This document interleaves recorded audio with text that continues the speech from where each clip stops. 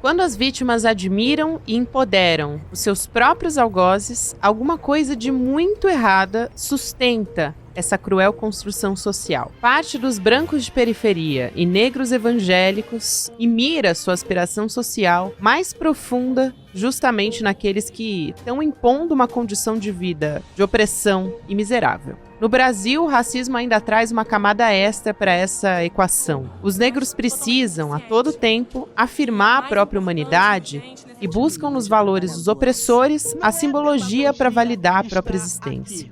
Afinal, ser vítima de opressão não garante necessariamente uma plena consciência crítica e de classe.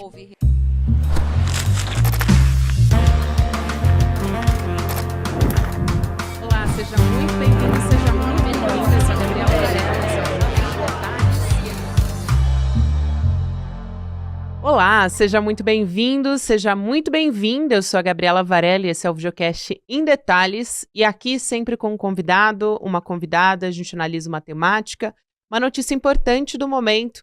Hoje a gente vai, na verdade, analisar, falar sobre um livro, sobre um fenômeno do nosso tempo e também sobre eleições, que estão quase aí chegando. Eu vou conversar com o nosso querido Gessé Souza, que é nosso companheiro aqui no ICL, sociólogo, professor universitário, pesquisador, advogado, escritor. Gessé, obrigada por aceitar nosso convite. Bem-vindo, querido. Obrigado a você. É uma enorme alegria estar aqui, Gabi, com você. Gessé que está lançando um livro agora, O Pobre de Direita. Exato. Hoje tem lançamento do livro em São Paulo. Depois eu vou trazer esses detalhes aqui pra gente. Quem está em São Paulo, não perca. Mas a gente vai começar, Gessé, trazendo esse momento, né, que surgiu um insight de, nossa, eu preciso falar sobre esse fenômeno que está acontecendo. Foi com a eleição do Jair Bolsonaro e a ascensão da extrema-direita. Em que momento a periferia, né, que não é importante aqui, já ressalto, você vai falar sobre isso muito melhor do que eu, mas a periferia que não é uma periferia única, né, que não é uma coisa só, não fala de uma só maneira, não age de uma só maneira. Em que momento a direita, a extrema-direita percebeu que era um ativo político e como foi que veio esse insight para você começar a sua pesquisa? Tá. Eu acho que foi exatamente quando Bolsonaro foi eleito. Aquilo me deixou, caiu um mundo, assim, né? Eu disse, meu Deus do céu, isso aqui é um raio num céu azul. O que diabo aconteceu aqui, né? Eu via, Gabi, o racismo como sendo uma dentre várias opressões, entende? A opressão de classe, gênero, não sei o que, e aí você tinha a de raça também. A eleição de Bolsonaro me ajudou a compreender que não é bem assim. Não é um negócio estanque. Né? Tem coisas que são hierarquicamente mais importantes e elas que produzem o resto e vão dar uma afeição e um colorido muito próprio a toda forma das outras opressões. Então, eu comecei a ver o quê? Que esse país não pode ser marcado pelo racismo. Óbvio, né? Entende? Aí você fala de racismo estrutural e não sei o que e tal, mas você precisa definir isso. Né? De que modo é isso? Então, quando Bolsonaro foi eleito, eu comecei a estudar racismo. Né? O que é racismo? Racismo, e aí o que eu vi foi que as pessoas normalmente acham, os teóricos, né? Inclusive, eles mostram que o racismo existe, mas não explica como é que o racismo, como é a dinâmica, o que ele destrói nas pessoas, de que modo ele é. Né? Então, eu comecei a tentar compreender, a partir de uma ideia que eu já venho desenvolvendo há muito tempo, desde ali do atraso e antes e tal, que é entender o Brasil como ele é formado pela escravidão. O que ele nunca foi percebido, o que é um negócio deveria ser óbvio, mas ele não é percebido assim. Né? O Brasil é percebido como vindo de uma herança cultural da corrupção em Portugal, tal, para parar, entendeu? Aí você secundariza a escravidão, né? E essa herança da corrupção é pura mentira, mas a gente não vai poder entrar nisso agora. Né? Então eu tentei compreender como é que essa escravidão vai continuar. Né? Porque seja para o indivíduo, seja para a sociedade, se a gente não se autocritica, a gente não muda. Né? A gente vai repetindo aquilo e tal, para eventualmente com outras máscaras, etc. Que foi exatamente o que aconteceu. Né? E eu quis compreender de que modo, então, o racismo vai dominar a vida política. Né? Ele não vai ser explícito, entende? Porque a partir de Getúlio Vargas, quando Getúlio usa a ideia de Gilberto Freire do bom mestiço, e aí começa a atribuir a identidade nacional brasileira, a nossa herança africana, o samba e tal, isso implica o quê? Uma importantíssima afirmação popular, né? E uma afirmação da cultura negra. Aí vai ser o samba, o futebol como praticado pelos negros, as duas grandes paixões nacionais, etc. Isso foi forte o bastante. Obviamente ele não conseguiu construir uma democracia racial a partir disso, mas ao menos ele interditou o racismo explícito que existia antes. Né? Existiam coisas horríveis que saíam no jornal e as pessoas achavam isso a coisa mais natural do mundo. Entende? Sair no jornal, que está procurando uma empregada doméstica negra, então, para que não tivesse esquecido como se atende sexualmente a família inteira. As pessoas viam isso, isso era normal. Né? Quer dizer, aceitava-se isso. Você né? procura em qualquer jornal da época. Exatamente, é impressionante. Tem um perfil, né? Inclusive, não pode querer estudar. Exatamente. Não, é uma coisa violentíssima, entende? Quer dizer, tem um ódio também no negócio, né? Não só a humilhação. Com Getúlio Vargas e a sua política cultural, você interdita o racismo explícito. Né? Ou seja, ele não tem mais espaço na esfera pública, o que é importante. Né? Ou seja, quem for racista, se quiser manifestar, vai ter uma vergonha, vai ter uma coisa. Obviamente precisa ser criticado, porque é falso. Né? Ou seja, as pessoas continuam com afeto racista dentro do peito. Né? Mas elas agora vão se acoplar a outras imagens. É isso que eu acho que é a estrutura do racismo, que nunca é percebida. Né? Quer dizer, e tal a estrutura. Quer dizer, você nomear uma coisa não significa que você está explicando, entende? Assim, o racismo estrutural. Puxa, que palavra bonita. Sim, mas aonde está? Que estrutura é essa? Como é que ela funciona? Né? Você precisa explicar isso. O nome não é a explicação. Você tem que montar um conceito, né?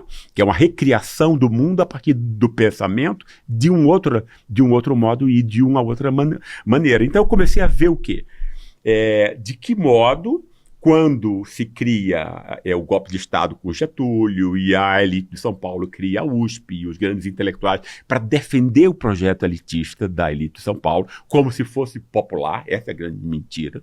Né? Aí você vai substituir o racismo racial anterior, porque você não vai mais dizer que você odeia o preto por conta da cor da pele dele, mas você vai dizer ele é inconfiável, corrupto e ele é todo incorrupto. Entendeu? Porque isso não é o povo inteiro que é percebido assim. Quer dizer, o branquinho que vem para São Paulo e tal, ele sabe que a origem europeia dele é recente, que ele não pertence a esse povinho mestiço e preto. Né?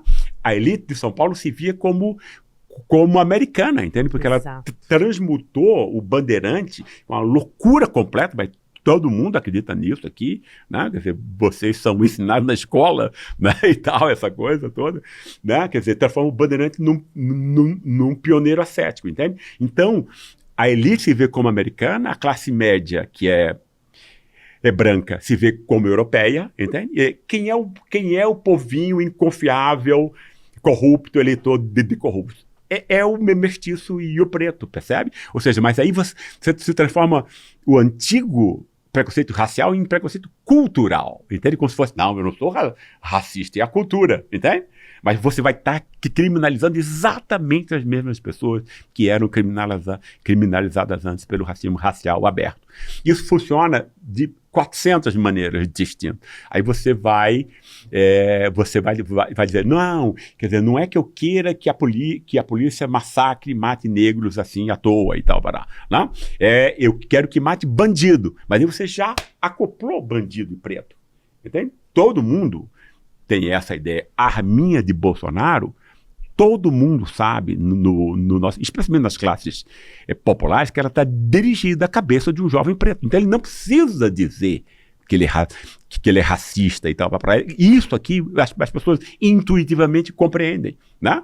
A compreensão do mundo não precisa ser explícita, articulada. E ela é quase sempre intuitiva. Aí você utiliza esse tipo de figura. Aí você passa o quê? A moralizar o seu racismo. Entende? Olha, eu sou defensor da moralidade pública. Entende? Eu quero que a gente tenha uma vida digna e tal. Então precisa matar. Infelizmente o bandido é preto, então você vai ter que matar preto. Percebe? Então você vai substituindo máscara após máscaras para o racismo racial, né? E, quer dizer, você vai ter, por exemplo, essa coisa do preconceito regional, que foi tão importante nas 2 últimas eleições, né? Quer dizer, entende? Não existe preconceito regional, Gabi. Não cabe na cabeça de ninguém que você vai odiar alguém porque ele nasceu na latitude entre 50 e 60. Isso, entende? Isso né? Quer dizer, o que acontece quer dizer, no fundo é que o preconceito regional encobre o preconceito racial, mais uma vez, né? Quer dizer, porque o ódio ao nordestino é o ódio de uma população que é 80% mestiça e preta, né? Entende? Quer dizer, então você tem todas as manifestações são, no fundo, racismo. Foi isso que eu compreendi. Entende? Ou seja, o racismo monta a argamassa geral de como tudo funciona, né? E você monta uma coisa que é muito interessante. Pensa só. Quer dizer, você tem uma pequena elite, que é quase ninguém, né? Você tem uma classe média branca, que mesmo numa cidade rica como São Paulo, não chega a 20%. Classe média real, estou dizendo. Classe média de verdade. Não essa bobagem de nova classe média, né? Você vai ter, então, 80% da nossa população que é pobre. Ou seja, não tem acesso às benesses do mundo moderno. Ensino de qualidade, saúde decente e tal. Não tem nada disso, né? Quer dizer, sobrevive ali aos trancos e barrancos e tal, né? Desses 80%, a metade de cima ganha entre 2 e 5 salários mínimos. A metade de baixo ganha menos de 2, né? Quem ganha, esse que ganha acima e tal, vai ter muito branco pobre, porque como a classe média é muito pequena, São Paulo tem 70% de branco, o Sul idem e tal, né? Então você tem aí 50% de branco pobre em São Paulo e no Sul, né? Que ganha entre 2 e 5, se crê superior racialmente, porque o mapa racial é a explicação mais simples que as pessoas encontram, e as pessoas precisam de uma explicação, como o mundo funciona, como é que vai agir nele, né? E aí o racismo é espontâneo até, né?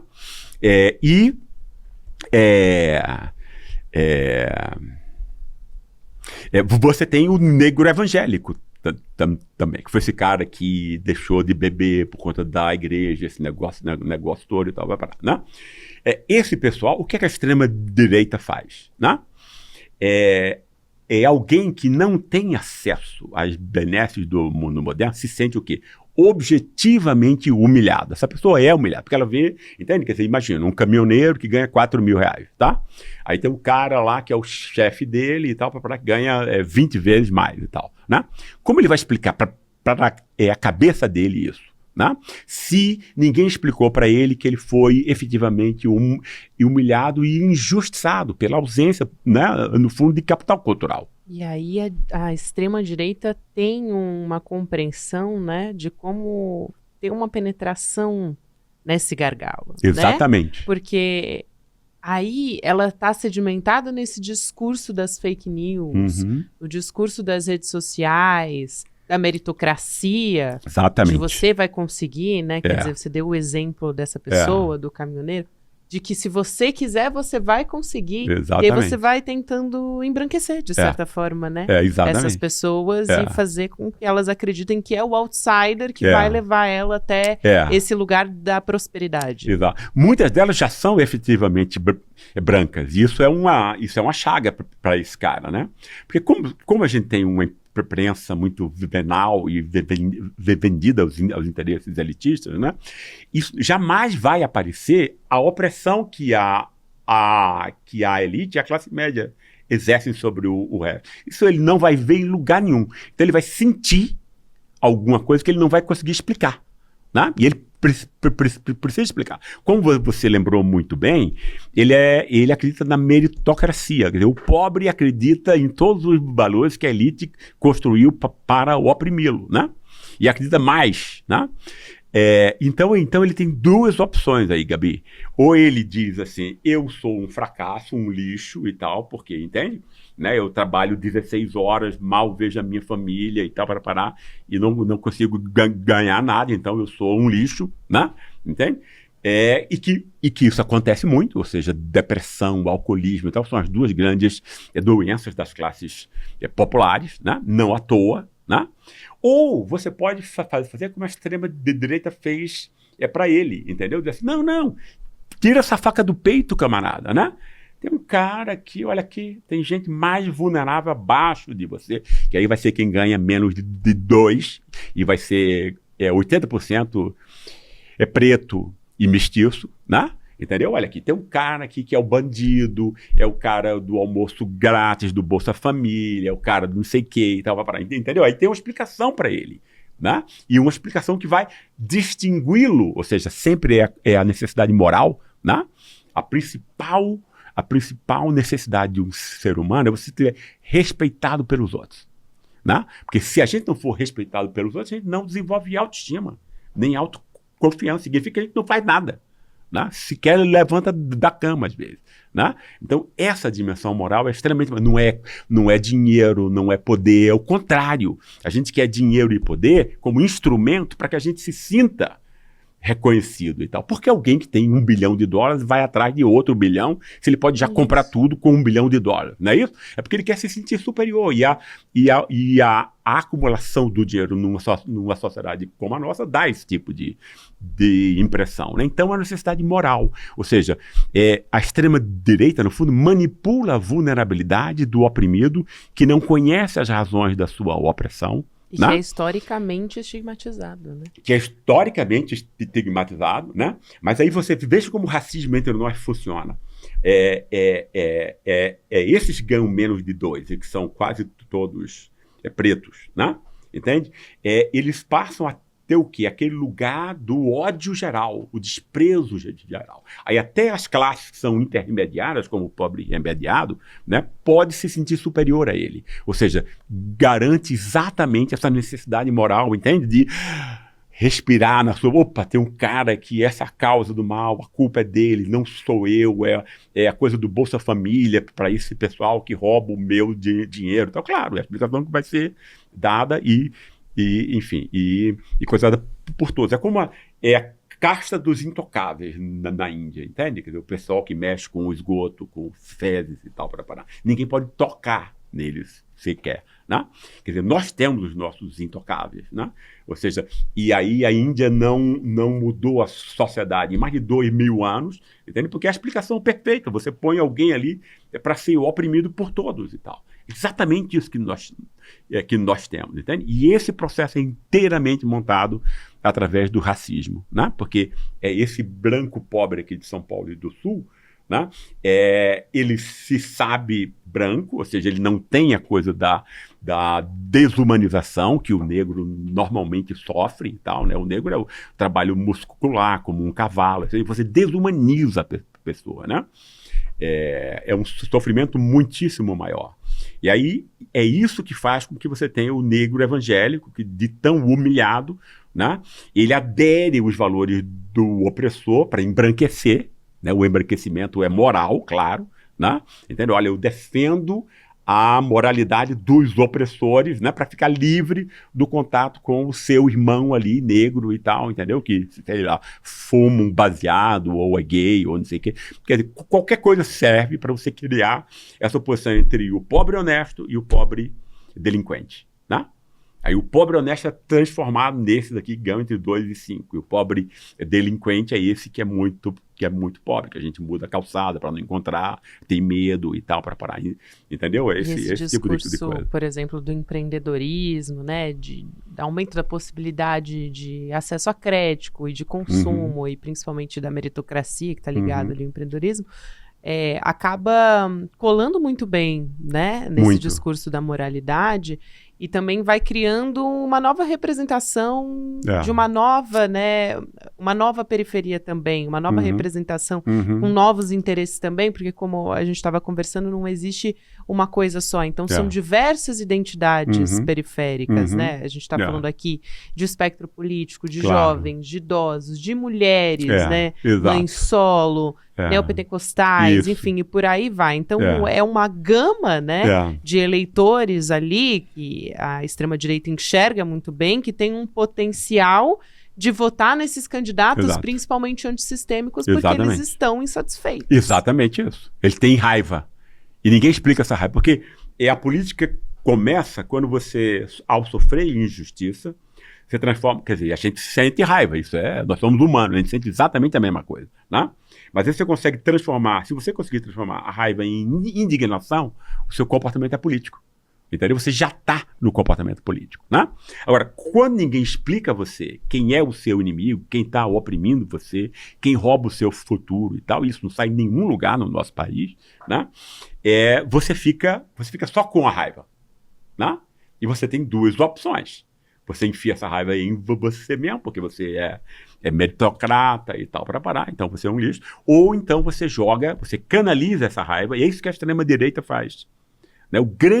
A grande coisa mais importante da extrema-direita é exatamente manipular essa vulnerabilidade do humilhado, pobre, certo? Né? Para jogar a raiva dele dentro de um grupo que é mais vulnerável ainda, ou seja, facilmente estigmatizável, entende? Né? O preto, a mulher, o gay, etc, etc e tal, né?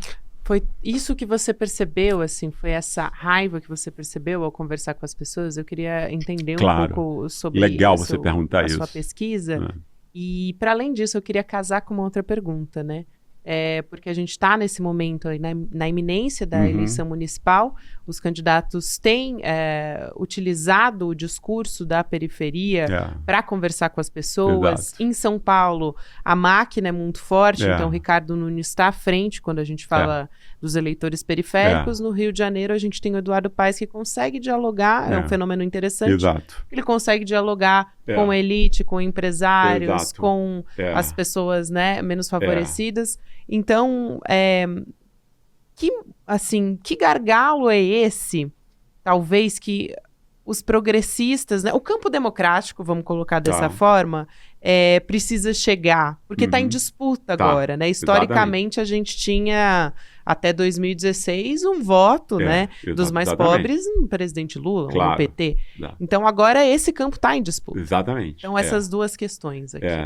Não, é muito interessante isso, porque a gente, no fundo, eu te confesso, Gabi, que foi desesperador várias das entrevistas que eu fiz, porque eu achei que, né, quer dizer, essa não uniformidade entre os pobres existe e tal, mas elas são nichos, eu acho, né? Resistência, hip hop, não sei o que e tal, extremamente importante, porque isso pega uma fatia significativa, né? Mas a maior parte, né, já está contaminada, né, por um discurso que no fundo, a base da validade do neoliberalismo entre os pobres, que é o da religião evangélica, muito especialmente da neopentecostal. Né?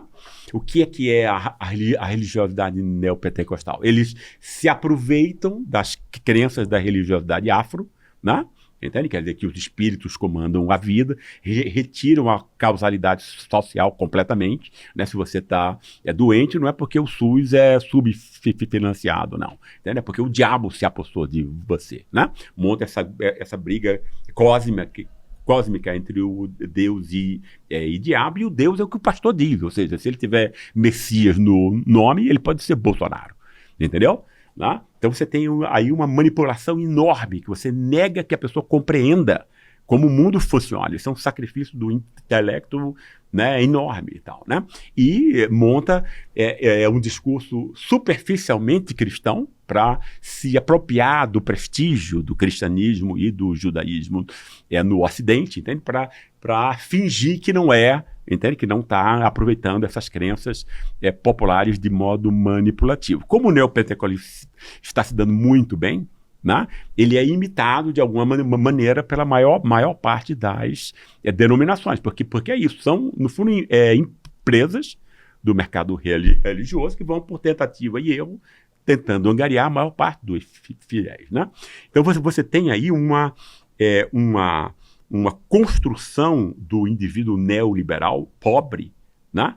Entende? Que é montado já como se fosse pago, entende? Como se os bancos aí estivessem pagando, vamos construir uma série de igrejas que vão ensinar esse tipo de coisa para as pessoas vão achar que tudo depende do esforço delas e delas darem, como chama, ofertas a Deus e tal, né? Então você tem aí uma coisa que eu achei assim muito incrível, porque, por exemplo, a maior parte dos entrevistados, quer dizer, eu peguei sempre mais a periferia do Rio, a Baixada e a periferia de São Paulo, com os negros evangélicos, né? É o fato de que eles dizem que são contra a mistura entre religião e política.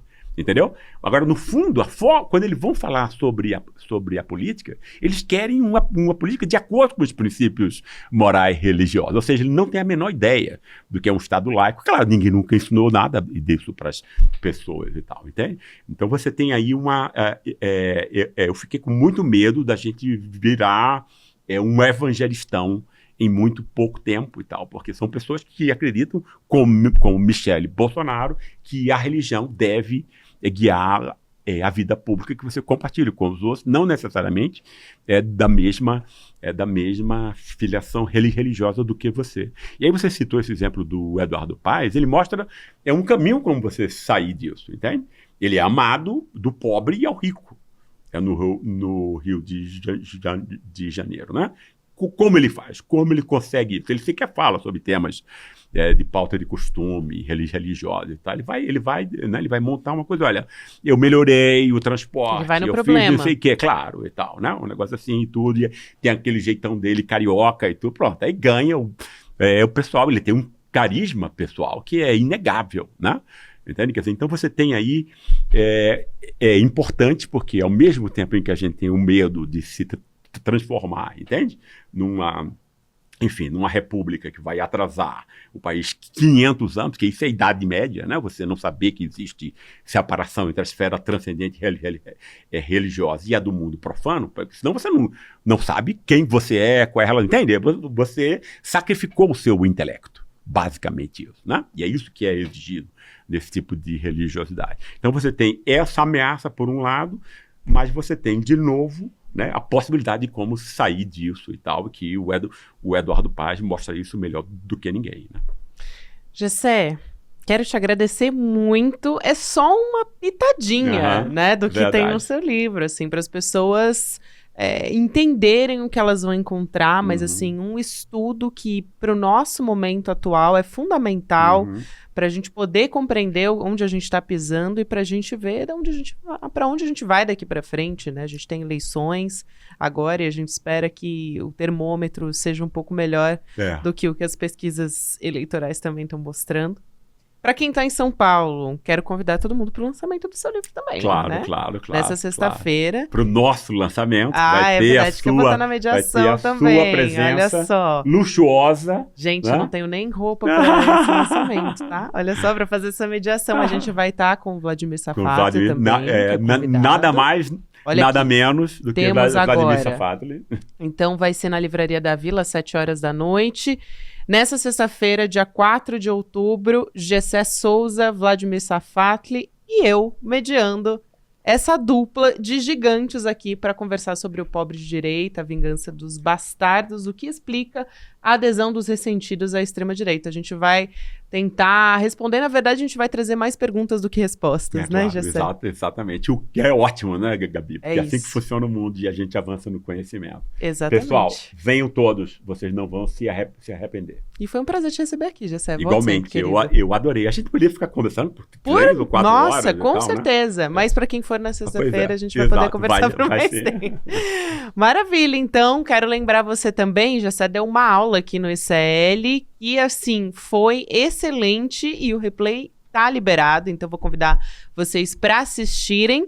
Também o Pobre de Direita aqui no ICL Replay liberado, você pode se inscrever pelo indetalhesicl.com.br, você apoia o Em Detalhes e também pode reassistir, né, assistir mais uma vez, ou para você que não assistiu, vai ter essa oportunidade agora, ainda dá tempo para se aprofundar nesses seus conhecimentos. Então, chega mais aqui com a gente. Lembrando que o Em Detalhes vai sempre ao ar de segunda a sexta-feira, às 10h30 da manhã. Agora você fica com o Mercado Investimentos, depois Rolê ICL, 6 horas da noite, ICL Notícias, segunda edição. E a gente está todos os dias também nas plataformas de áudio. Obrigada e até segunda-feira. Todo mundo sonha com a tal liberdade financeira. Mas o que é essa tal liberdade financeira? Ganhar um monte de milhão e nunca mais precisar trabalhar? Se for isso, esquece. Porque isso 99,9% das pessoas não vai conquistar. Mas a liberdade financeira que dá para conquistar é você construir uma caminhada que vai te permitir acumular patrimônio, que vai te permitir ter paz de espírito, porque suas finanças vão estar em equilíbrio, que vai te permitir sair das dívidas que você tem hoje. E é possível isso com conhecimento. E um conhecimento que não é tão sofisticado. Todo mundo consegue aprender. Eu preparei uma aula revolucionária, o Guia para a Liberdade Financeira. O passo a passo que vocês vão ter que seguir de uma maneira muito simples e muito prática para alcançar essa paz de espírito, para alcançar essa liberdade financeira. Essa aula incrível vai acontecer dia 13 de outubro, domingo, às 8 horas da noite. É gratuito participar dessa aula e você deveria participar com a tua família toda junto. Clica no link aqui embaixo e participa dessa aula com a gente. Ninguém pode perder essa oportunidade.